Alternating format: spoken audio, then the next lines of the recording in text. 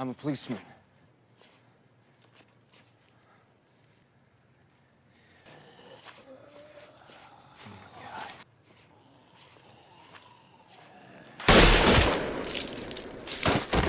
Lantas kejadian apakah yang sebenarnya telah terjadi? Kalem, karena film pun baru akan dimulai.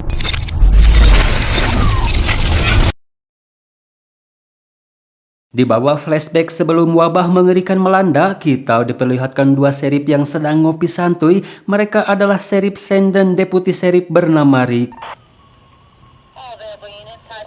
Namun tiba-tiba saja ada laporan tentang seorang pengendara ugal-ugalan supaya polisi setempat membantu tim pengejar untuk menghadang si pengemudi di titik koordinat yang telah ditentukan.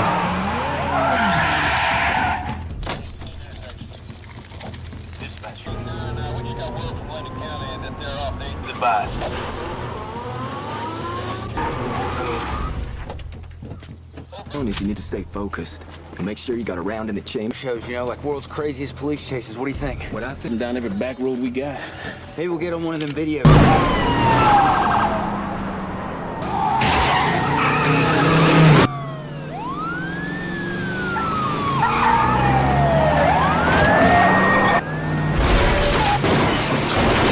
Berhasil menjegal mobilnya, namun ternyata mereka membawa senjata api. Alhasil saat baku tembak berlangsung, si Rick harus terkena tembakan, tapi untungnya masih tertahan rompi anti peluru. Dirasa semuanya telah sirna, yang padahal masih ada satu penjahat yang baru keluar dari mobil. Anehnya, si Rick kembali menjadi incaran si penjahat. You understand? You hear me? Singkat waktu, si Rick yang koma terkadang dia merasakan kedatangan seseorang, bahkan seringkali melihat sahabat sekaligus rekan kerjanya si Sen datang menjenguk. Bukan halusinasi melainkan itu semua adalah nyata. Namun berapa lama si Rick koma itu tidak diceritakan, karena sadar-sadar beberapa keanehan dapat ia rasakan. Mulai dari jam rumah sakit yang kehabisan baterai, sampai bunga kiriman sahabatnya yang mengering, seolah-olah rumah sakit ini seperti yang sudah terbengkalai dalam waktu lumayan lama. Dan faktanya itu semua ternyata benar adanya. Keadaan rumah sakit yang sudah sangat mengerikan tidak menemukan satupun yang hidup, kecuali mayat yang sudah terkoyak dan beberapa mayat hidup yang dikurung di sebuah ruangan.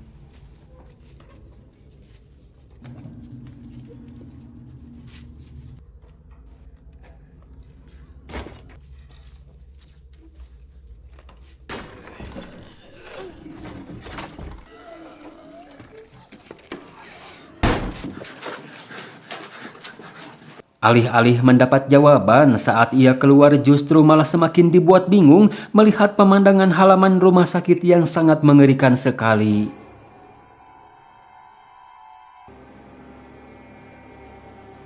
Sepanjang jalan yang ia lalui tidak terlihat selain keheningan yang mencekam. Si Rick pun bermaksud akan pulang ke rumah, siapa tahu keluarganya masih ada di sana. Tapi tiba-tiba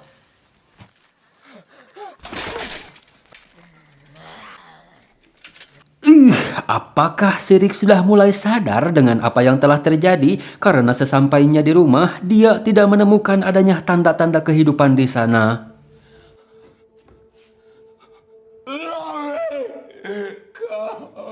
Lantas dia pun mulai mempertanyakan dan ngepret-ngepretin dirinya untuk memastikan ini semua nyata atau hanya mimpi. Dirasa kepretannya berasa, dia pun mencoba menenangkan diri untuk menerima semua keanehan ini. Lalu tiba-tiba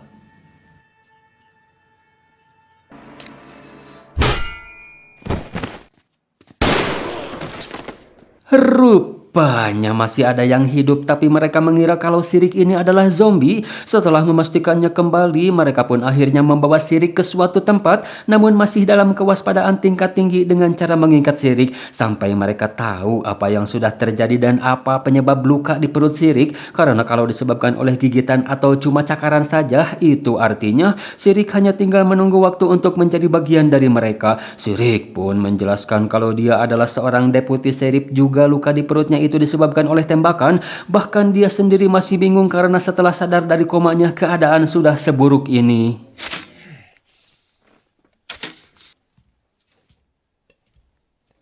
Singkat waktu, malamnya Sirik diperlihatkan bagaimana situasi di luar sana. Mereka lebih aktif dan agresif ketika malam hari. Tembakan tadi rupanya telah memancing banyak zombie untuk datang karena mereka semua sangat peka dengan suara meskipun jaraknya sampai bermil-mil.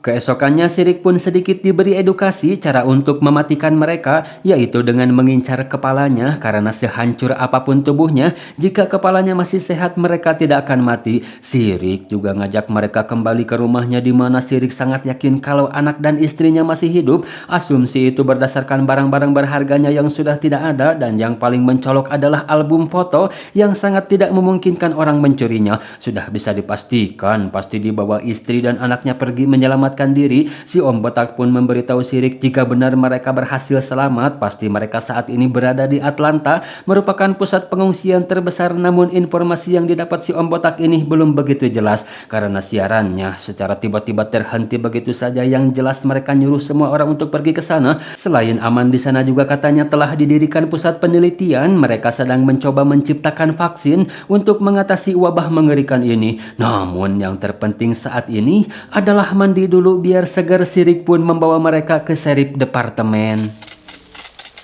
Gas line's been down. Take that. What? Oh my lord.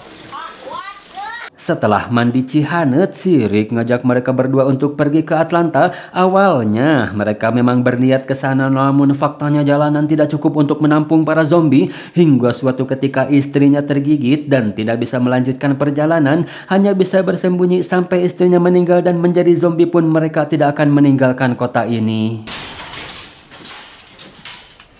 Setelah disalin dan membawa beberapa persenjataan yang ada di kantor serip, mereka pun kini harus berpisah karena Sirik akan pergi ke Atlanta. Sebelum menuju Atlanta, Sirik ternyata menemui zombie sepotong yang sempat menyapanya waktu itu, di mana setelah dilihat-lihat, rupanya Sirik mengenal zombie tersebut. Apakah itu istrinya, geng? Sedangkan mereka berdua berbenah supaya tempat yang akan mereka tinggali aman. Setelah itu si Om Botak naik ke atas untuk mencari zombie istrinya, bermaksud akan mengakhiri penderitaan baik istrinya itu sendiri maupun anaknya yang selalu histeris ketika melihat zombie ibunya, yang pada akhirnya si Om Botak tidak punya kekuatan untuk melakukan itu.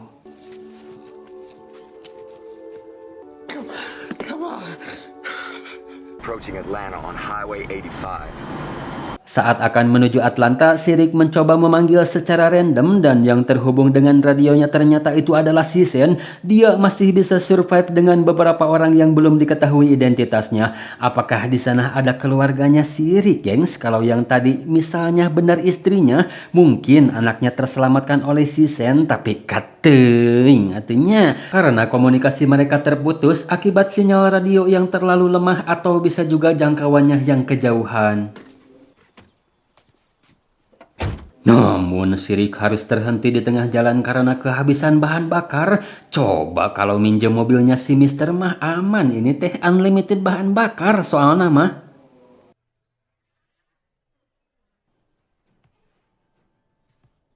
Di saat tidak menemukan bensin, disitulah ada kuda yang nganggur dan masih hidup. Sirik pun melanjutkan perjalanan menggunakan kuda tersebut, berharap bisa menemukan orang atau kendaraan yang bisa dipakai untuk menuju Atlanta. Namun faktanya, semakin jauh Sirik berjalan, justru keadaan semakin mencekam dan alangkah terkejutnya Sirik ketika...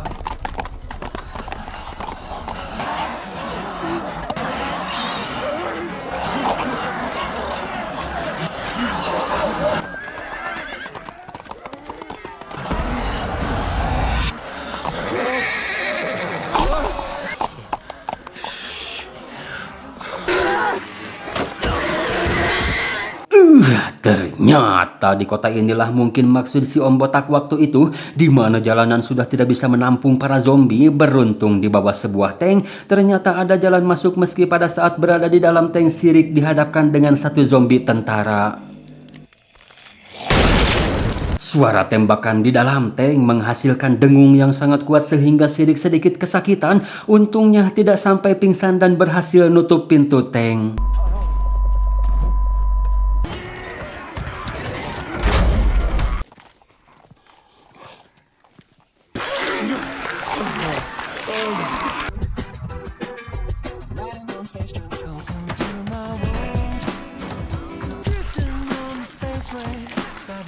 Wah, pertanyaannya apakah Sirik bisa keluar dari tank dengan selamat? Lalu bagaimana cenah gengs cara dia keluar dari sana? Sementara itu para zombie pasti akan selalu setia menunggunya, bahkan bisa saja semakin bertambah jumlahnya. Hey you, dumbass. Beruntung radio yang ada di dalam tank masih berfungsi dan ada seseorang yang tahu dengan kedatangan Sirik. Dia hanya bisa membantu dengan memberi instruksi dari jauh supaya Sirik secepatnya keluar dari sana selagi para zombie masih teralihkan oleh sang kuda dan akan bertemu dengan si orang itu di tempat yang telah diarahkan oleh dia.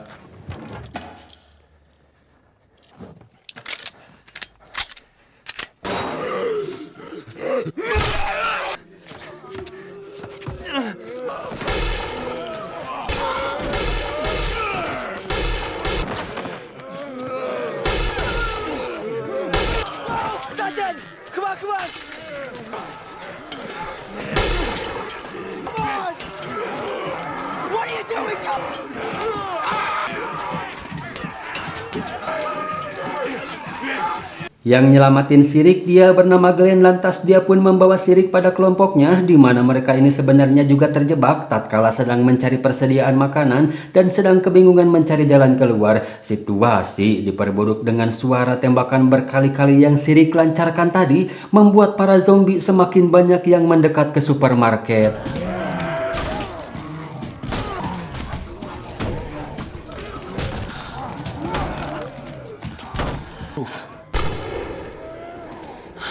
Lagi-lagi seseorang bernama Merle Dixon, padahal dia berada di kelompok mereka, dengan sengaja tanpa merasa berdosa sedikit pun berkali-kali menembakkan bedilnya pada zombie, dan itu hanya akan menimbulkan masalah yang lebih besar lagi. Bukannya mikir, si Mamang Merle ini sangat bangor dan tidak ramah sekali. Anehnya tidak ada yang berani menghentikannya. Dia juga maksa mereka supaya patuh terhadapnya karena mulai saat ini pimpinan gengs dia ambil alih secara sepihak. Yeah. Mamam, tah dah gitu mah gak bisa ngapa-ngapain ngab. Untung ada si Mamang Rick, dia tidak memihak pada siapapun, tapi kalau ada yang berpotensi memecah belah dan ngerugiin si Rick tidak akan diam saja. Dengan begitu, yang lain jadi bisa lebih fokus untuk mencari jalan keluar. Setelah diskusi panjang, seseorang mantan arsitektur kota yang tahu seluk-beluk bangunan di kota memberitahu kalau setiap gedung pasti memiliki terowongan drainase menuju sungai atau susukan yang berfungsi untuk menanggulangi banjir. Namun setelah dicek ke sana ternyata itu bukan solusi karena zombie ternyata ada di mana-mana. Sementara itu si Merle mencoba ngolos si T-Dog supaya melepaskan borgolnya, namun sepertinya dia masih kuat iman.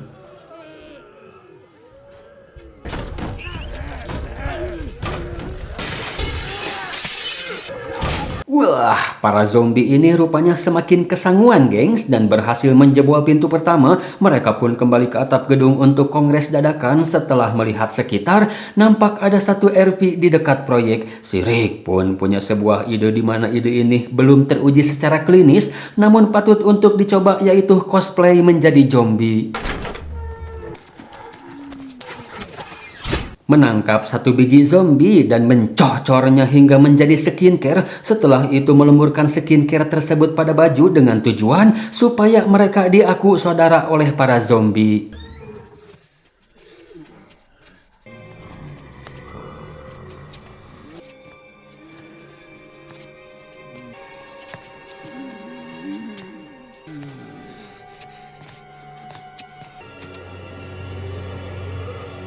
Rupanya cara itu work it, sedangkan si T-Dog akhirnya bisa menghubungi rekannya yang lain. Ternyata itu adalah campnya si Sen. Mereka masih satu kelompok dan menceritakan situasi yang sedang terjadi, namun sayangnya komunikasi harus terputus kembali. Si Sen ini belum tahu gengs kalau ada si Rick yang sedang berjuang bersama rekannya. Namun kabar buruknya, cuaca sedang tidak bersahabat. Guludug yang guguludugan pertanda hujan akan segera turun dan berpotensi membongkar penyamaran si Rick.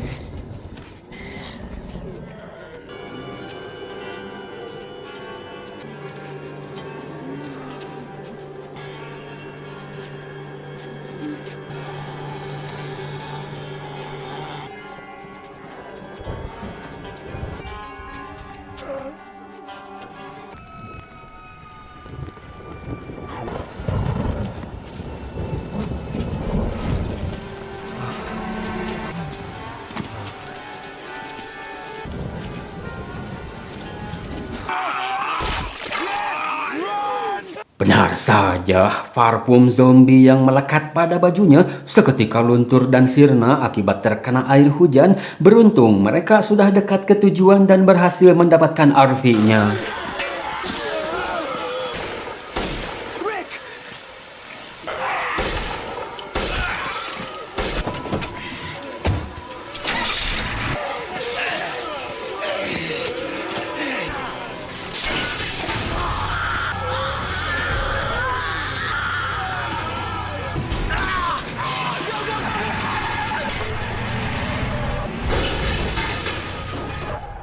Tanpa panik sedikit pun, si Rick menginstruksikan si Glenn supaya memancing para zombie dan memberitahu yang lain untuk bersiap di gerbang belakang mall menggunakan mobil Mang Dodo Sepor. Dengan mengerorkan alarmnya, si Glenn pun melesat untuk memancing para zombie supaya mengikutinya. Those roll-up doors at the front of the store facing the street.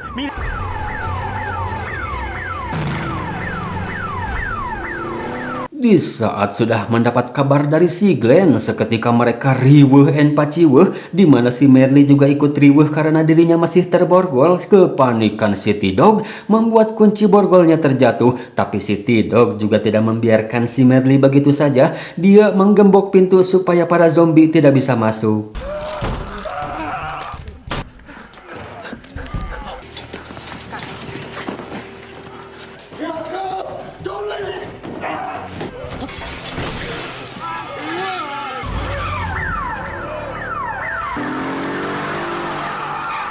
Beruntung di saat para zombie berhasil menerobos, si Rick datang tepat waktu dan berhasil mengevakuasi mereka.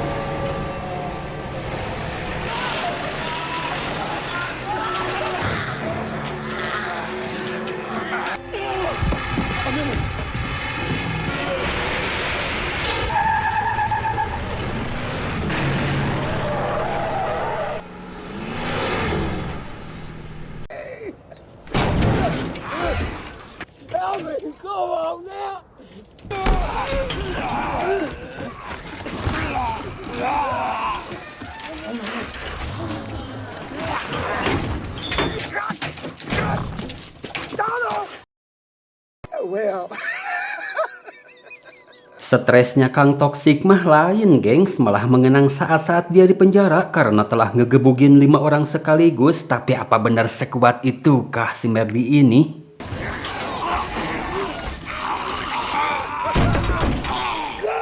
Ya, namun sekuat-kuatnya si Merle diperlihatkan ada zombie yang mulai maksa masuk mah mewek juga sambil terus berusaha menjangkau gergaji besi. Never you mind, sonny great boy. That's okay. Tomorrow will get left behind.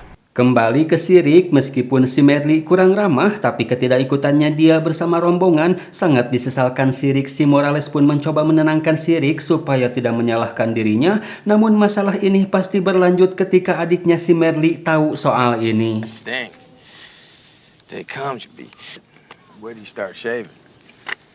Sedangkan di campnya si Sen, jadi bener gengs, Mahmud ini yang sangat dekat dengan si Sen adalah istrinya si Rick. Dia bernama Lori dan anaknya bernama Carl, di mana si Sen saat pertama kali membawa si Lori mengatakan padanya kalau si Rick telah almarhum. Sehingga setelah itu mereka menjadi dekat. Kedekatan mereka juga bukan kedekatan biasa, dan semua itu akan berubah ketika si Rick tiba di camp ini. Can't tell yet. Talk to me, Dale. Mereka yang belum tahu sempat dibuat kesal dengan suara mobil yang dibawa si Glenn karena berpotensi ngundang zombie ke camp mereka. Si Glenn pun menceritakan kalau kita semua selamat berkat bantuan orang baru kecuali satu, yaitu si Merle.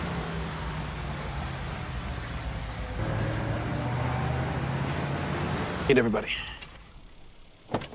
Setelah menyambut kembalinya orang yang mereka sayangi, dan kini giliran si Rick yang temu kangen dengan istrinya, merupakan momen yang paling mengharukan.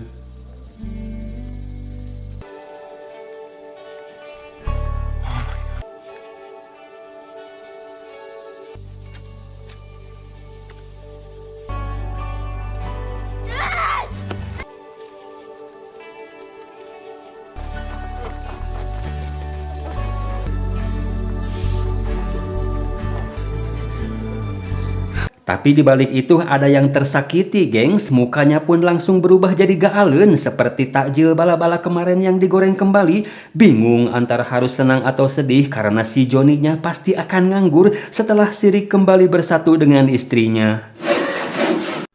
Singkat waktu, malamnya udah kayak anak pramuka aja. Si Rick menceritakan kisahnya mulai ia terbangun, semua keadaan sudah kacau. Takut, bingung, ketar-ketir, semua perasaan bercampur seperti menu buka puasa. Tapi seiring berjalannya waktu, si Rick selalu dipertemukan dengan orang-orang baik menjadikannya kuat untuk menghadapi semua cobaan ini. Mereka juga membicarakan bagaimana cara memberitahu adik si Merle tentang kakaknya yang tertinggal di loteng gedung. Tapi sudah dijamin oleh si T-Dog para zombie tidak akan mampu mendobrak rantai dan gemboknya. Dalam kata lain, saat ini si Merle masih hidup terborgol di atas sana. Love you, Dad. Keesokannya si Rick yang bangun kesiangan karena semalam habis salam olahraga mendapati orang-orang sedang dalam aktivitasnya masing-masing. Bapak-bapak bagian keamanan dan selalu mempersiapkan perlengkapan untuk bertahan hidup, sedangkan ibu-ibunya mencuci pakaian, salah satunya si ibu Carol yang mencucikan pakaian dinas seripnya si Rick. Begitu juga dengan istri si Rick yang sedang menjemurkan pakaian. Namun si Rick di sini berkata pada si Lori kalau dia masih kepikiran dengan orang yang ditinggalkannya di atas gedung, seraya minta izin pada si Lori kalau dia akan kembali ke sana untuk menyelamatkan si Merle. Lalu tiba-tiba Way to break your son. Carl? Rick! Baby! Carl?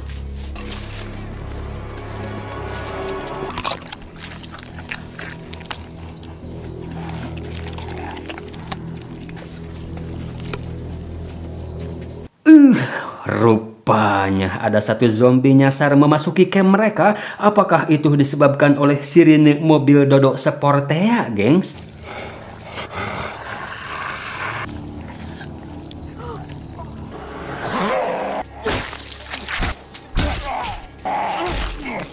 Bagaikan bangsat di siang bolong, si zombie pun harus terkena rujakan mereka.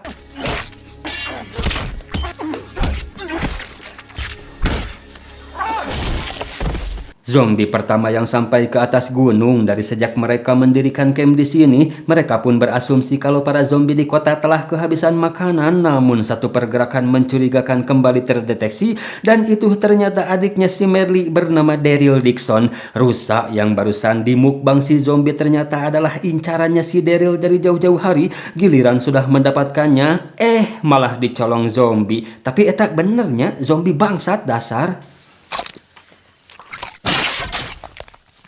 Merle!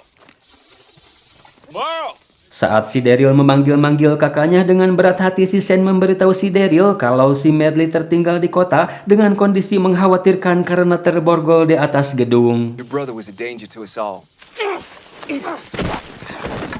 Kelakuan si Daryl ini tidak jauh dari kakaknya, gengs, yang selalu mengedepankan otot. Keluarga Bang Otot Sugan mah, si Rick pun minta si Daryl supaya tenang, mari kita bicarakan baik-baik, dan memberitahu si Daryl kami melakukan itu karena si Merle sudah tidak kooperatif. Namun kita masih bisa menyelamatkan dia karena yakin para zombie tidak akan bisa nembus gempok made in Konoha. Si Rick yang sudah memutuskan akan berangkat sempat dilarang si Sen karena selain berbahaya, nyelamatin si Merle bukanlah hal yang warak. Karena si Sen tahu betul bagaimana watak si Merle, namun dikarenakan hati yang berbicara, rasa kemanusiaan tinggi yang dimiliki si Rick, tidak ada yang bisa nahan dia untuk tetap pergi. Si Rick pun mulai memilih orang yang akan pergi bersamanya selain si Daryl. Si Rick minta si Glenn dan si T-Dog untuk kembali bermain ke taman zombie. Tell her that. 4 orang yang akan berangkat, si Sen pun mengajukan kembali keberatannya karena setelah ada zombie yang muncak tadi, takutnya akan datang dengan jumlah lebih banyak lagi, di mana saat itu pasti akan kewalahan karena kekurangan orang untuk bertahan. Tapi si Rick ternyata bukan pergi hanya untuk si Merle saja, melainkan akan mengambil senjata yang sempat dibawanya dari kantor serip dan terjatuh di dekat tank saat dia dikerumuni para zombie. You just got here and you're gonna turn around and leave? Alasan lainnya si Rick, dia yang merasa berhutang budi sama si Om Botak dan anaknya karena mereka si Rick bisa survive sampai sejauh ini. Berharap si Rick juga bisa menemukan mereka dan membawanya ke sini. Si Rick pun mempercayakan keamanan di camp pada si Sen dan berjanji akan kembali sebelum hari mulai poek. Rumor is you have bolt cutters. Come on, let's go!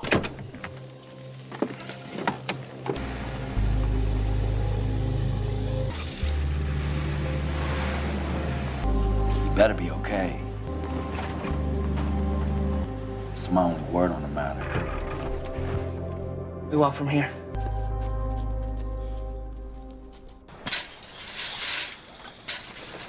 Para zombie yang kemarin mengerumuni mall hanya tinggal beberapa saja dan pintu juga masih dalam keadaan tergembok. Cukup menganehkan sekali sih, seharusnya para zombie bertahan di sana jika memang si Merly masih terborgol, dan faktanya benar si Merly sudah tidak ada di sana lagi. Dia berhasil lepas dari borgol, bukan memotong borgolnya melainkan memotong pergelangan tangannya.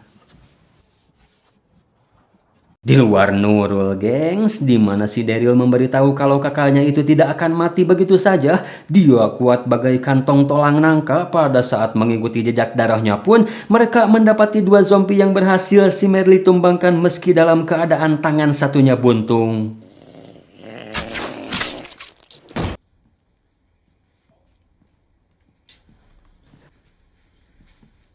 Benar-benar di luar haikal sehat. Cara si Merly menghentikan pendarahan juga dengan membakar lukanya. Diakui Siri karena kalau orang normal minimal pingsan, maksimal modar, bos.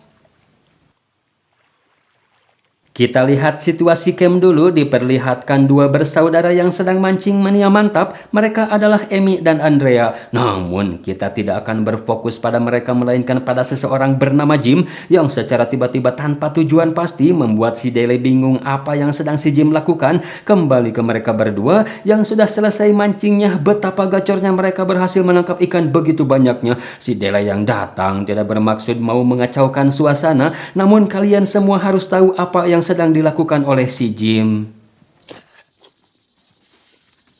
Beberapa lobang telah ia gali sampai ngoprot kesang. Rupanya si Jim ini traumanya sedang kambuh. Teringat detik-detik seluruh anggota keluarganya tewas di mangsa zombie. Satu-satunya alasan kenapa si Jim bisa selamat adalah para zombie yang terlalu sibuk makan mereka. Yeah, except maybe yourself. Hey, Jim. Give me the shovel, okay? No, Please just give me the... Jim! He was hurting his wife. That is their marriage. That is not his. Kembali ke Sirik, mereka mengesampingkan dulu pencarian si Merly dan akan fokus untuk mengambil senjata supaya bisa bertahan kalau sewaktu-waktu para zombie menyerang. Strateginya adalah si Glenn yang akan mengeksekusi, namun untuk menuju ke sana dia perlu ditemani si Daryl untuk menjaga gang di dekat senjata, sementara Sirik dan si T-Dog bersiaga di gang lain. Sebagai antisipasi, jika para zombie menyadari kehadirannya maka dia tidak akan bisa kembali ke si Daryl, melainkan akan berlari menuju ke gang yang dijaga Sirik.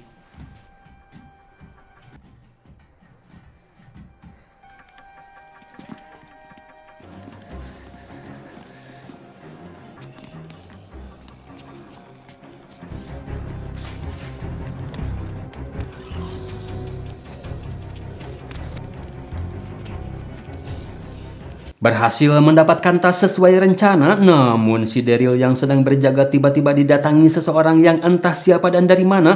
Teriakannya sampai terdengar oleh Sirik, namun dia terlambat datang. Mereka yang sebenarnya juga mengincar tas akhirnya malah membawa si Glenn sebagai sandera.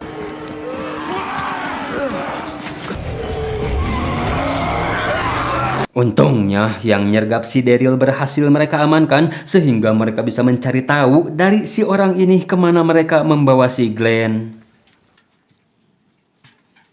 Scene beralih dulu ke camp. Mereka terpaksa harus mengikat si Jim sampai dia benar-benar bisa tenang dan tidak membahayakan lagi. Si Dele pun penasaran apa alasan si Jim menggali, namun dia sendiri sudah lupa. Yang jelas itu karena mimpinya semalam, di mana di mimpinya itu juga ada Sirik, tapi lagi-lagi si Jim tidak bisa mengingatnya. Setelah yang lain pergi, si Jim memperingati si Lori supaya lebih waspada, jangan jauh-jauh dari anaknya apalagi sampai melepaskan pengawasan terhadapnya. Sungguh menganehkan sekali, seperti si Jim punya firasat akan terjadi sesuatu yang sangat mengerikan.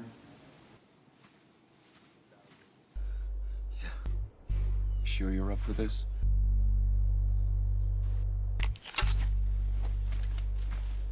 Setelah sampai, mereka disambut langsung oleh sang ketua bernama Guillermo, di mana si Rick di sini ngajak barter antara orangnya si Guillermo dengan si Glenn. Jumlah mereka memang banyak, tapi posisi si T-Dog sudah lebih dari cukup untuk membuat si Guillermo tidak berkutik. Dia pun memberikan dua pilihan pada si Rick, kalian semua bisa pergi tanpa ada yang terluka, tapi semua persenjataan harus diserahkan pada kami, atau kalian pergi dengan persenjataan penuh, tapi harus melupakan si Glenn. Kejadian tak terduga ini jadinya menghambat mereka untuk kembali ke camp. Si Rick pun berencana tidak akan memilih opsi manapun, melainkan akan memaksa si Guillermo barter atau perang sekalian.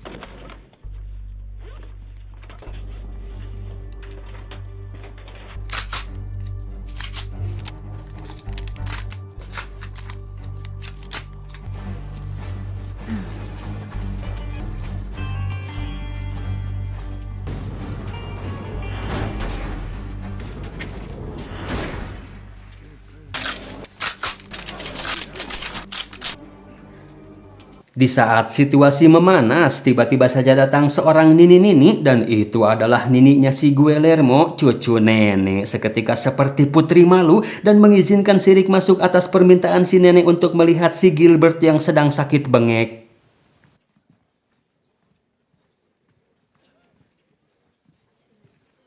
Abuela. Tempat apa sebenarnya ini, gengs? Banyak lansia yang tinggal di sini, dan inilah si Gilbert yang sedang bengek itu. Si Rick pun ngajak si Guillermo untuk bicara betapa bodohnya dirinya karena hampir saja si Rick akan membantai semua orang-orangnya si Guillermo yang akan berakibat fatal pada lansia yang mereka rawat dan lindungi. Setelah mengetahui kebenaran dan sebenarnya si Guillermo ini adalah orang baik, tugas mulia yang sedang diembannya membuat si Rick bersimpati dan memberikan sebagian persenjataan untuk memperkuat pertahanan mereka.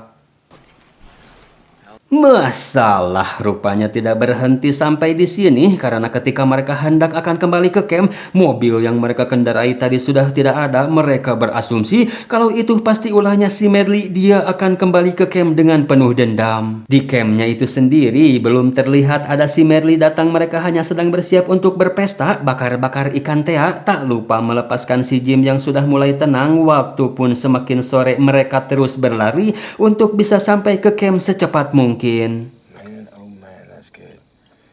Setelah malam poek, mereka pun akhirnya bisa makan enak dan bersenda gurau sambil menikmatinya. Namun ternyata yang berpesta bukan hanya mereka, melainkan tamu tadi undang juga ikut hadir. What I say?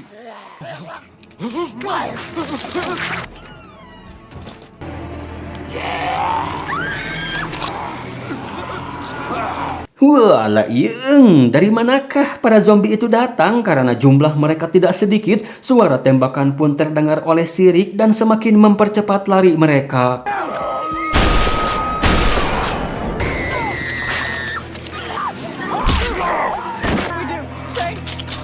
Follow me!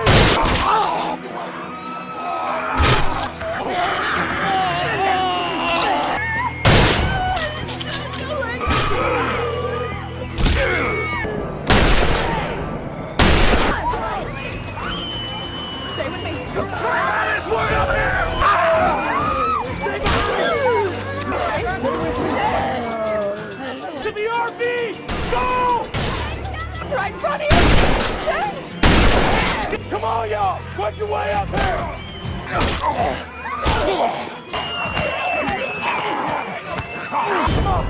Come on, stay close! No! Step on, make your way to Winnebago!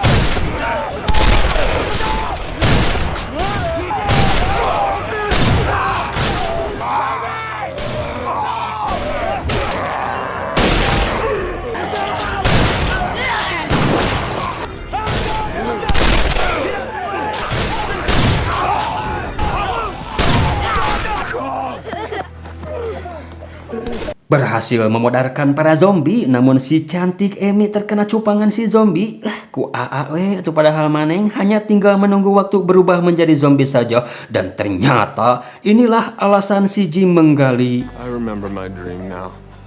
Why I dug the holes. I'm so sorry.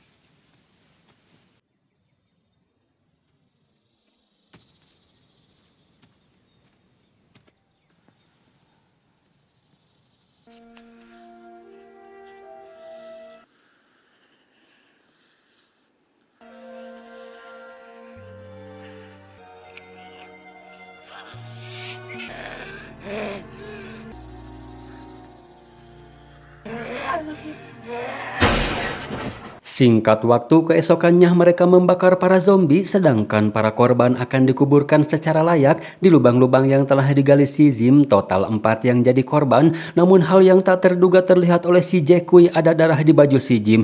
Dia pun memberitahu yang lain kalau si Jim telah tergigit. Au. Okay. Show it to us. Show it to us. I'm okay.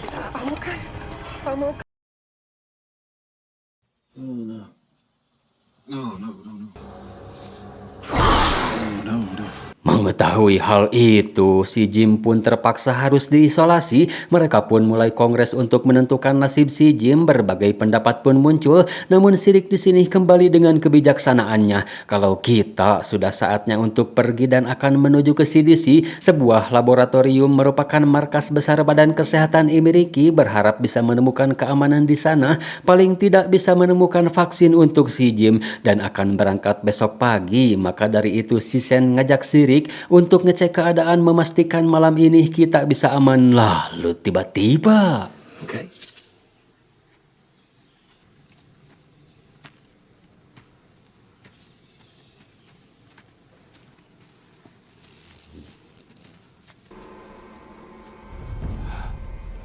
wah, di saat Sirik mencari tahu pergerakan tadi, dari jauh si Sen malah membidik Sirik, tapi dia tidak jadi melakukannya. Hal itu terlihat oleh si Dele. Jesus. Padahal si Sen sudah dianggap Sirik bukan hanya sahabat gengs, tapi juga sebagai keluarganya. Namun si Sen gelap mata dengan kedatangan Sirik, bukan hanya memusnahkan hasratnya untuk memiliki si Lori, tapi kepemimpinannya dalam geng ini juga ikut terancam. Singkat waktu, keesokan harinya, sebelum berangkat Sirik mencoba menghubungi si Om Botak. Siapa tahu saja bisa terhubung dengan talkie-walkie yang sempat Sirik berikan kepadanya. Namun hal itu sia-sia karena panggilannya tak kunjung mendapat jawaban juga. Saat semua sudah siap, secara mengejutkan si Morales dan keluarganya tidak akan ikut ke CDC. Mereka akan pergi ke Birmingham untuk menemui saudaranya di sana. If you change your minds. All right. Thank you.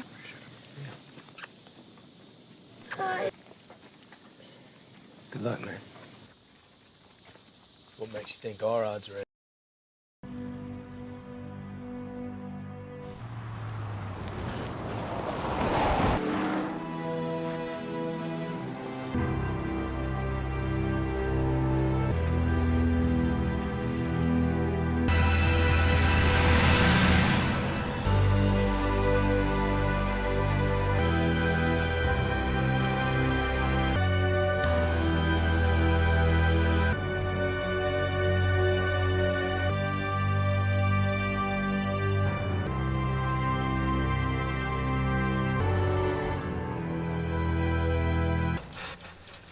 I told you we'd never get far on that. Setelah berjalan cukup jauh, si Jim yang sudah tidak tahan lagi, gejala kezombiannya sudah mulai ia rasakan, minta supaya diturunkan saja di sini.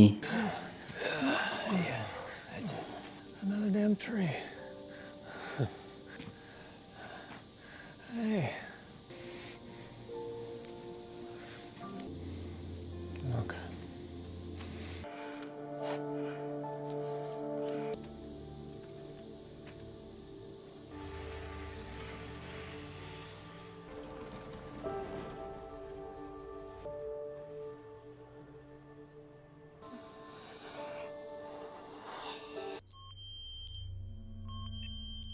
Sebelum mereka sampai ke CDC, kita sudah lebih dulu sampai ke sana. Diperlihatkan seorang ilmuwan bernama Dr. Jenner yang sedang meneliti daging zombie, satu-satunya daging segar yang ia miliki karena sisanya hanya daging mati tak berguna. Namun dikarenakan si Jenner kelelahan, tidak sengaja ia menjatuhkan bahan kimia pada daging tersebut sehingga komputer mendeteksi itu sebagai ancaman supaya petugas segera keluar dari sana. Lalu tiba-tiba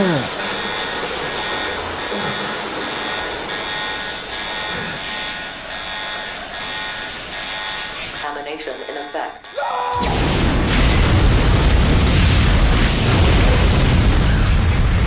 secara otomatis komputer meledakkan ruangan tersebut sebagai tindakan dekontaminasi terhadap zat korosif yang bisa menyebabkan keracunan bagi siapa saja yang menghirupnya. 63 hari pun telah berlalu sejak wabah dimulai, tapi si Jenner belum juga mendapatkan apapun dari hasil penelitiannya. Pretty far, I bet. Kembali ke rombongan yang sudah sampai di CDC, betapa mengerikannya pemandangan di sana. Selain pertahanan yang telah bobrok, juga banyak mayat-mayat bergelimbangan di sana. Kedatangan mereka terdeteksi oleh kamera pengawas, tapi entah kenapa si Jenner tidak mengharapkan kedatangan mereka. Namun situasi yang sedang dialami si Rick DKK, selain hari akan mulai poek, mereka telah kehabisan makanan juga bensin. Ditambah teror zombie juga mulai berdatangan, si Jenner pun akhirnya membukakan pintu juga.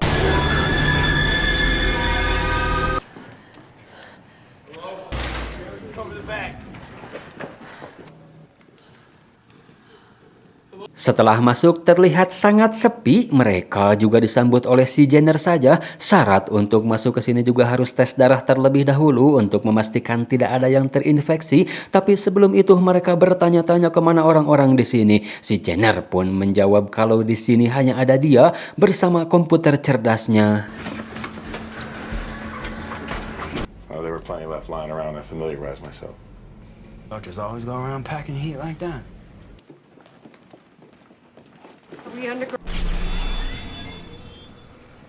If we were infected, we'd all be running a fever. What's the point? She hasn't eaten in days.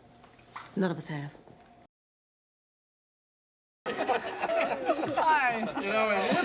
Begitu bala kecerakannya mereka menikmati jamuan dari si Jenner. Makanan dan minuman enak yang telah lama tidak mereka rasakan terlihat begitu sangat gara rembul. Namun ketidakramahan si Sen perlahan mulai mencuat. Dia merusak suasana, merasa kecewa karena yang ada di lab ternyata si Jenner seorang. Dan kembali bertanya kemana orang-orang atau dokter yang lainnya pergi. Si Jenner pun berkata sebagian dari mereka pergi untuk menghabiskan waktu bersama keluarga mereka masing-masing. Sebagian lagi memilih untuk meninggalkan lab pasca pertahanan barisan militer berhasil dilumpuhkan, tapi bukan pergi untuk menyelamatkan diri, melainkan bunuh diri karena putus asa. Dude, you are such a buzzkill, man. Most of the facilities powered down. Setelah itu si Jenner mengantar mereka ke kamar untuk beristirahat. Cuma satu pesan si Jenner supaya kita menghemat listrik, termasuk saat mandi menggunakan air panas. Di saat yang lain begitu menikmati mandi air panas, lain dengan si Sen yang malah stres karena istri orang kini sudah tidak bisa dia nikmati lagi. Saat si Rick mendatangi si Jenner untuk mengucap terima kasih atas apa yang telah si Jenner berikan, disitulah kesempatan si Sen untuk bicara dengan si Lori, di mana si Sen tidak terima dengan sikap si Lori yang menjadi dingin terhadapnya. Tapi si Lori juga di sini kecewa sama si Sen. Andai saja si Sen tidak pernah berkata kalau si Rick sudah meninggoy, hubungan terlarang ini tidak akan pernah terjadi. Si Sen pun menceritakan bagaimana usaha dia saat akan menyelamatkan si Rick di tengah gempuran militer dan para zombie. Si Sen mencoba akan membawa si Rick pergi dari sana, namun satu ledakan membuat alat medis yang menempel pada tubuh si Rick mati. Detak jantung si Rick pun kini sudah tidak bisa dirasakan si Sen lagi. Tapi meskipun begitu, si Sen tetap melindungi jasad si Rick supaya tidak dimakan zombie. Dan poinnya, si Sen yang merasa telah menghutangkan budi pada si Lori, dia yang menyelamatkan, membawa ke tempat aman, melindungi dan selalu ada di sampingnya, minta pada si Lori supaya membayarnya dengan mengganti posisi si Rick oleh dirinya. I love love you. Everybody here. Okay, stop. Listen. You love me Get your too. hands off me. Shane!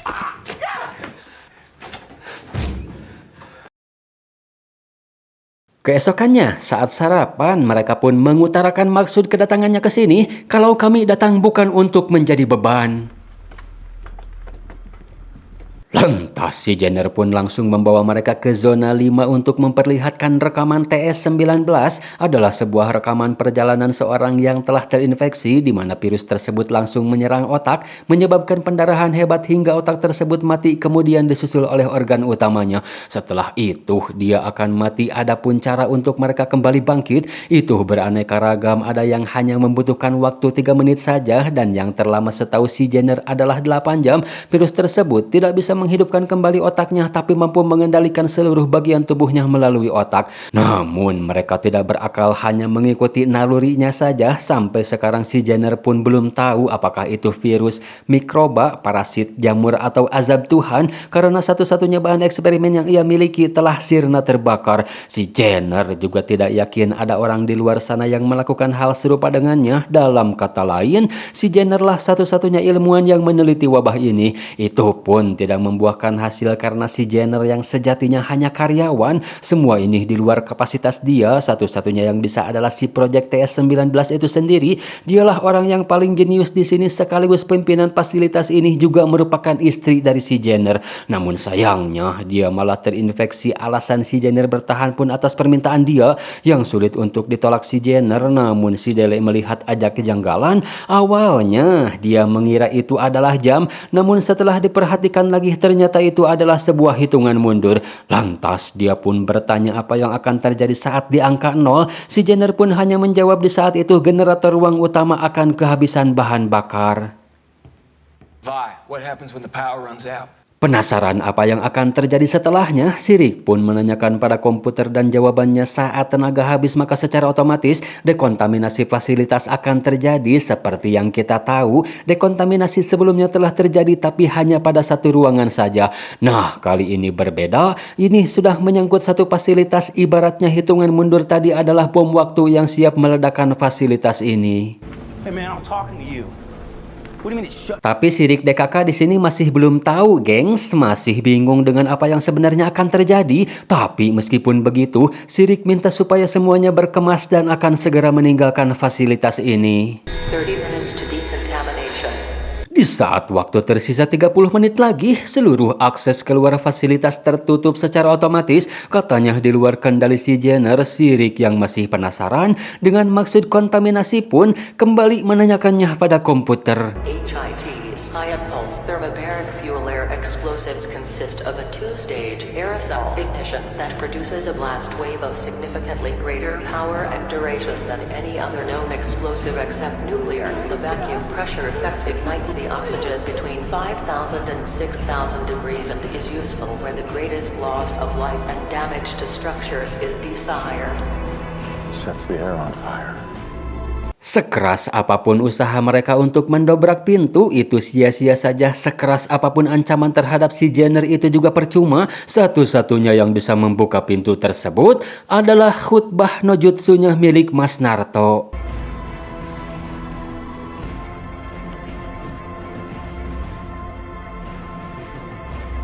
Si Rick pun berkata, jika memang harapan tidak ada, mungkin kau sudah lari atau bunuh diri seperti yang lainnya. Tapi apa yang kamu lakukan? Kamu bertahan di sini mengambil jalan yang sulit. Oke, fine, itu bukan atas keinginanmu, tapi perlu kau ketahui, istrimu tidak punya pilihan, sedangkan kamu, kita semua memilikinya. Khutbah no jutsu memang selalu ampuh di segala medan. Entah apa yang diharewosin si Jenner pada si Rick karena tidak terdengar dan tidak ada translate-nya. Masalah lain pun muncul tatkala pintu utama maupun darurat itu di luar kuasa si Jenner. Jadi mereka harus kembali berpikir untuk bisa keluar dari fasilitas ini. Rick, I have something that might help. Beruntung si Carol yang waktu itu nyuci pakaian si Rick nyimpan granat si Rick yang didapat dari tank Thea. Dengan itu sudah lebih dari cukup untuk menghancurkan kaca tersebut.